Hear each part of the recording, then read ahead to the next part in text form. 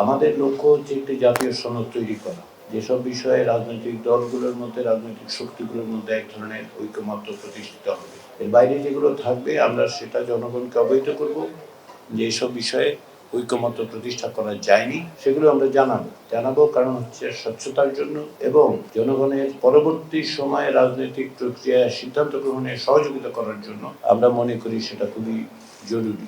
সেই বিবেচনার থেকেই আমরা এখন পর্যন্ত অগ্রসর হচ্ছি এবং সেক্ষেত্রে আপনাদের মতামত এবং পরামর্শ আমাদেরকে সাহায্য করবে এবং আমরা চেষ্টা করব যে জাতীয় সনদ তৈরি হচ্ছে তার পাশাপাশি যে প্রতিবেদন আমরা তৈরি করতে চাই সেখানে যেন এই মতামতগুলো প্রতিফলিত হয়। একথা বলার অপেক্ষা রাখে না যে আমরা একটা মাহেন্দ্রক্ষণে দাঁড়িয়ে আছি ইতিহাসের। অমিত সম্ভাবনা তৈরি করেছে, কিন্তু যে কোনো সম্ভাবনা যেমন চ্যালেঞ্জ তৈরি করে, এই পরিবর্তনের চ্যালেঞ্জগুলি অত্যন্ত কঠিন, কঠোর। কেননা চেষ্টাটা হচ্ছে রাষ্ট্র কাঠামোর কিছু প্রাতিষ্ঠানিক এবং কাঠামোগত পরিবর্তন। সেটা খুব সহজ হওয়ার কথা নয়। আমাদের প্রত্যাশা যে সমাজের বিভিন্ন অংশের মধ্যে, রাজনৈতিক দল সহ বিভিন্ন অংশের মধ্যে স্বাস্থ্যকর অল টাইম হানিকম, সব সময় অল টাইম হেলদি লাইফ।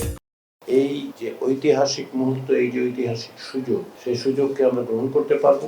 53 বছরের ধরে যে চেষ্টা, সেই চেষ্টার পাশাপাশি গত 16 বছর ধরে যে সংগ্রাম, সর্বোপরি জুলাই আগস্টের গণঅভ্যুত্থানের মধ্য দিয়ে রক্তপাত, প্রাণনাশ, মানুষের আত্মদান, সেগুলোর কাছে আমাদের দায় আছে, আমাদের দায়িত্ব আছে, আমাদের প্রত্যেকের। সেই দায় এবং দায়িত্বের জায়গা থেকেই আমরা আশা করি যে সকলেই তাদের নিজস্ব জায়গা থেকে এই কাঠামোগত পরিবর্তনগুলো যতটা অর্জন করা সম্ভব সেজন্য সক্রিয় থাকবেন। সেই আশার থেকেই আমাদের এই আলোচনা এবং আশা করি যে আপনাদের মতামতগুলো আমাদেরকে সাহায্য সহযোগিতা করবে। আবারও আপনারা অত্যন্ত স্বল্প সময়ের আমন্ত্রণে আমাদের আহ্বানে সাড়া দিয়ে উপস্থিত হয়েছে, সেই জন্য আমি ঐকমত্য কমিশনের পক্ষ থেকে আপনাদেরকে আন্তরিক ধন্যবাদ জানাই।